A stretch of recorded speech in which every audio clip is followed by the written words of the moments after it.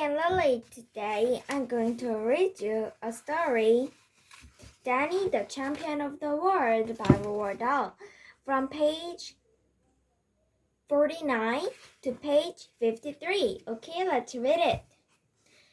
Chapter 7 The Baby Austin. Inside the cabin, I stood on a chair and lit the oil lamp in the ceiling. I had some weekend homework to do, and this was as good a time as any to do it. I laid my books out on the table and sat down, but I found it is impossible to keep my mind on my work.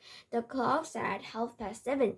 This was twilight time. He would be there. I pictured him in his old time. He would be there now. I pictured him in his old navy blue sweater and the picked cab walking soft-footed up the track toward the wood. He told me he wore the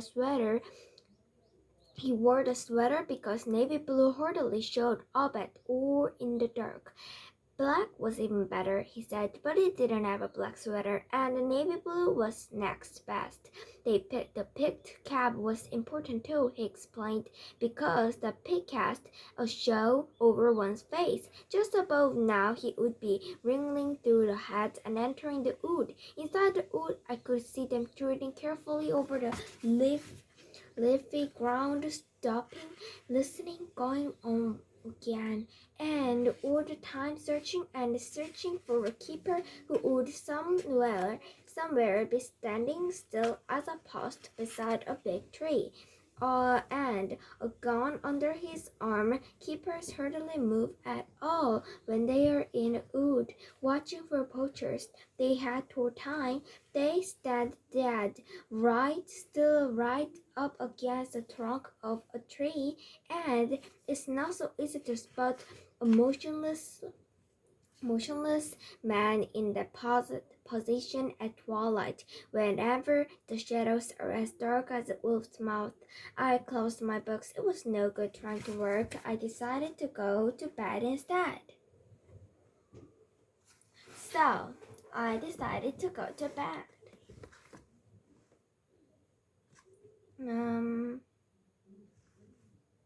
I go to bed.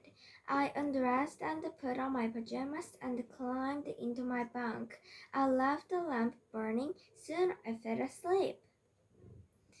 When I opened my eyes again, the oil lamp was still glowing and the clock on the wall said 10 minutes past 2. 10 minutes past 2? I jumped out of my bunk and looked into the bunk above mine. It was empty. He had promised he would be home by 10:30 at the latest, and he never broke promises. He was nearly 4 hours overdue. At that moment, a frightful sense of doom came over me. Something really had happened to him this time. I felt quite certain of it. Hold on, I told myself. Don't get panicked. In the last week, you got over panicky and you made a bit of fool yourself. Yes, but last week was a different thing altogether. He had made no promises to me last week. This time he had said, "I promise I'll be back by 10:30. Those were his exact words, and he never, absolutely never broke a promise. I looked again at the clock.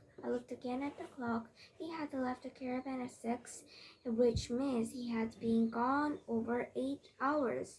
It took me a second to decide what I should do. Very quickly, I stripped off my pajamas and put on my shirt and my jeans. Perhaps the keepers had shot him so badly he couldn't walk. I threw my sweater over my head. It was neither navy blue nor black. It was a sort of pale brown. It would have to do. Perhaps he was lying on the wood, bleeding to death. My sneakers were the wrong color too. They were white, but they were so dirty, and that took a lot of whiteness away. How long would it take me to get the wood? 1 hour and a half. Less if I ran much of the way, but not much less. As I bent down to tie the laces, I noticed my hands were shaking, and my stomach had that awful prickly feeling as though it were full of small needles. I ran down the steps of the caravan and across the workshop to get a flashlight. A flashlight is a good compa- companion companion when you are alone outdoors at night, and I wanted it with me. I grabbed the, the flashlight and went out of the workshop. I paused for a moment beside the pumps. The moon had long since disappeared, but the sky was clear, and a great mass of stars was whirling above my head.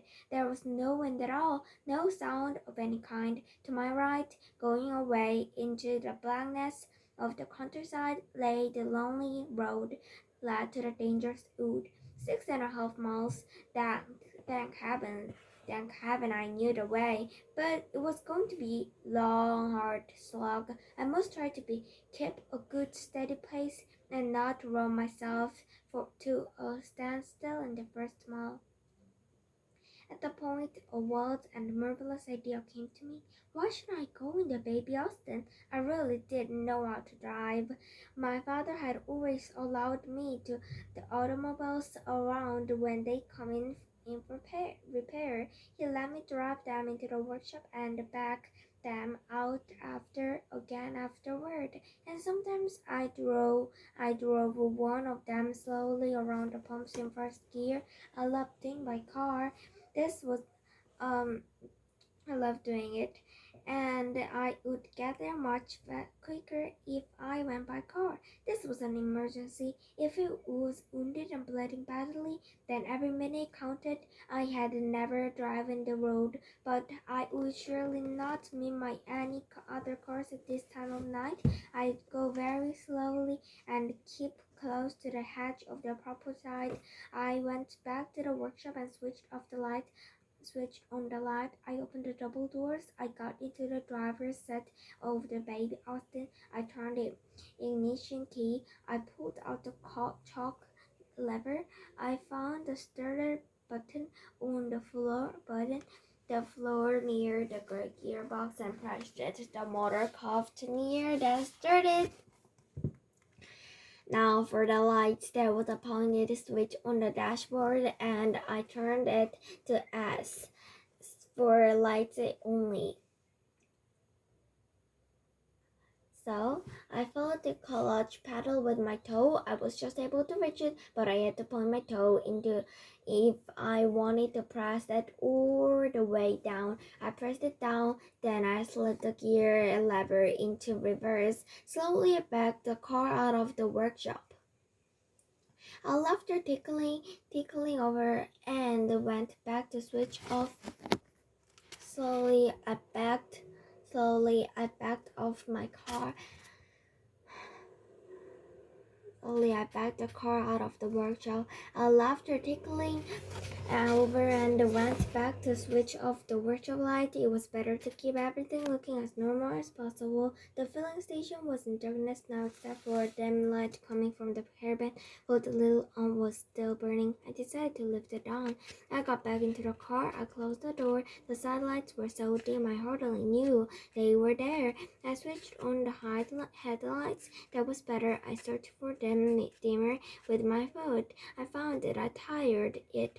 I tried it and it worked. I put the headlights on full. If I met another day, I must remember to dim down. Although actually they weren't bright enough to dazzle a cockroach.